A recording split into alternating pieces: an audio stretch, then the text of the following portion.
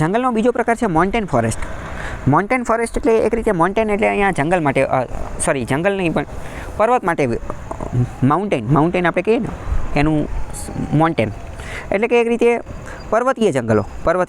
નીચે જો આપેલું છે હાઈ એલ્ટિટ્યૂડ રિજન. હાઈ એટલે ઊંચા, એલ્ટિટ્યૂડ એટલે કે ઊંચાઈ ઉપર, વધુ ઊંચાઈ ઉપર આવેલા જંગલો. તો બાજુમાં જો ફોટો પણ આપેલો છે, બાજુમાં ક્રિસમસ ટ્રીનો ફોટો આપેલો છે. તો આવા જે આને એક રીતે કોનિફેરસ જંગલ કહેવાય. કોનિફેરસ એટલે કેવા જંગલ? ગુજરાતીમાં એને કહેવાય શંકુદ્રુમ જંગલો. કેમ? કારણ કે કોનનો મતલબ શું?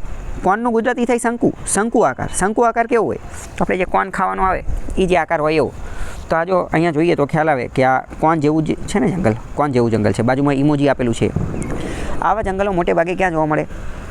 પર્વતોની અંદર. મોન્ટેન પર્વતમાળાની એની અંદર હિમાચલને, ઉત્તરાખંડને, કાશ્મીરને, લદ્દાખને ત્યાં જતા રહીએ તો અહીંયા આવા કોનિફેરસ ફોરેસ્ટ, શંકુદ્રુમ જંગલો જે છે એ જોવા મળે. શંકુદ્રુમ જંગલો જે છે કોનિફેરસ, કોન આકારના આધારે બધું નક્કી થાય. બરાબર.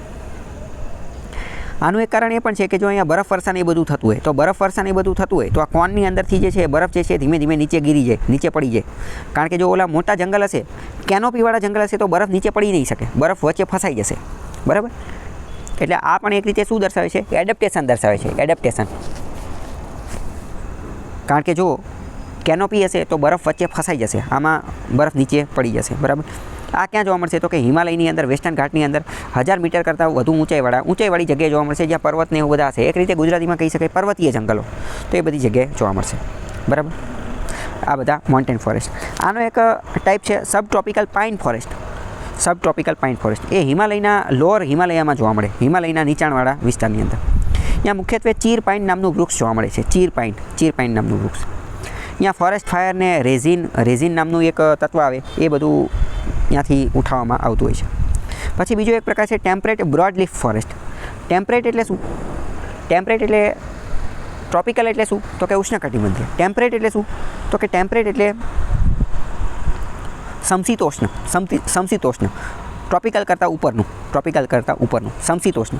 બ્રોડલીફનો મતલબ શું? બ્રોડ એટલે પહોળું, લીફ એટલે પાંદડા, એટલે કે પહોળા પાંદડાવાળા જંગલો. આપણે જે ઓલા રણ પ્રદેશવાળા જોયા હતા ડેસિડિયસની પછીના, તો એ કેવા હતા? એ થોર્નવાળા હતા, કાંટાળી વનસ્પતિ, એના નેરો લીફ હતા, જ્યારે આ બ્રોડ લીફવાળા. તો અહીંયા હવે તમે વિચારો કે અહીંયા પણ વરસાદ કેવો હશે? અહીંયા વરસાદનું પ્રમાણ કેવું હશે? વધારે હશે. બરાબર. 1800થી 3000 મીટરની આજુબાજુ જોવા મળે. અહીંયા ઓક, ચેસ્ટનટ, મેપલ, આવા બધા વૃક્ષો જોવા મળે. મેપલ વૃક્ષ ત્યાં જોવા મળે. મેપલ જે છે કેનેડાની અંદર બહુ વધારે જોવા મળે છે. મેપલ નામનું વૃક્ષ છે. કેનેડાનું જે નેશનલ એમ્બ્લમ છે, આપણું નેશનલ એમ્બ્લમ કયું છે? અશોક ચક્ર. એમ કેનેડાનું જે નેશનલ એમ્બ્લમ જે છે એની અંદર પણ મેપલ વૃક્ષનો જ ફોટો છે.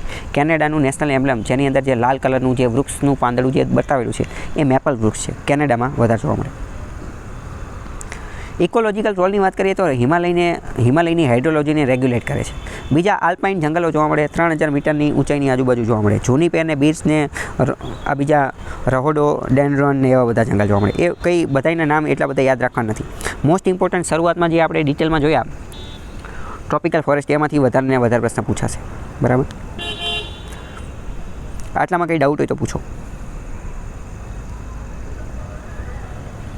ચલો આગળના છે લિટોરલ અને સ્વેમ્પ ફોરેસ્ટ. લિટોરલ અને સ્વેમ્પ ફોરેસ્ટ એટલે કે આ દલદલીય જંગલો અથવા ખાજલીવાળા જંગલો. આ કેવા હશે? કે જ્યાં હંમેશા ભેજવાળી જમીન રહેતી હશે, નદીની આજુબાજુ, સમુદ્રની આજુબાજુ, જ્યાં પાણીવાળા એક રીતે દલદલીય વિસ્તાર જ્યાં રહેતો હોય ને, જ્યાં પાણી લગાતાર ભરાયેલું રહેતું અહીંયા. તો જો કોસ્ટ, દરિયા કિનારાની આજુબાજુમાં, રિવર ડેલ્ટાની આજુબાજુમાં અહીંયા લિટોરલ અને સ્વેમ્પ ફોરેસ્ટ જોવા મળે. દલદલીય. લિટોરલ અને સ્વેમ્પ શબ્દ આવે એટલે હંમેશા ગુજરાતીમાં એક શબ્દ યાદ આવવો જોઈએ. કયો? દલદલીય વિસ્તાર અથવા કાદવ કીચડવાળો વિસ્તાર. આપણા મગજમાં અમુક વાર કેવું હોય કે કાદવ કીચડ એટલે કે અમુક વાર કચરો એવું હોય, પણ એવું ના હોય. કે કાદવ કીચડ અમુક વાર સારી વસ્તુ માટે પણ વપરાતું હોય, કે નદી પોતાનો કાપ જ્યાં ઠાલવે તો એ પણ એ પ્રકારનો વિસ્તાર હોય, દલદલીય વિસ્તાર. અમુક વાર એ ફળદ્રુપ જંગલો પણ હોઈ શકે છે. બરાબર.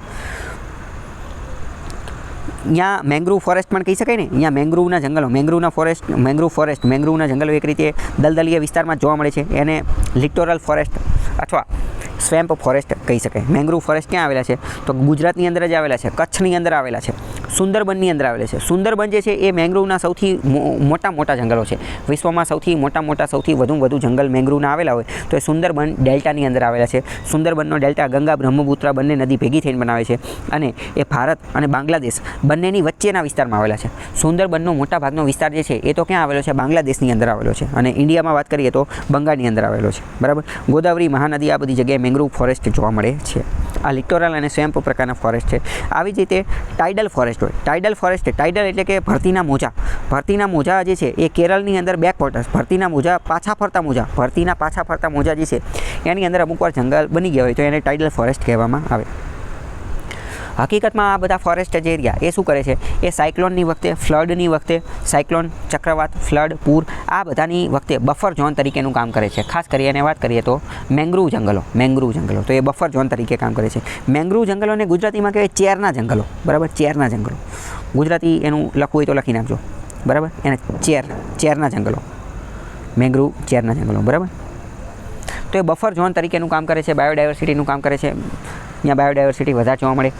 શું આપણે એવું પણ કહી શકીએ કે એ એક રીતે ઇકોટોન વિસ્તારની અંદર આવેલા હોય અને અહીંયા એજ ઇફેક્ટ જોવા મળે છે. ઇકોટોન વિસ્તારની અંદર આવેલા હોય. બરાબર, અહીંયાની બાયોડાયવર્સિટી વધારે હોય.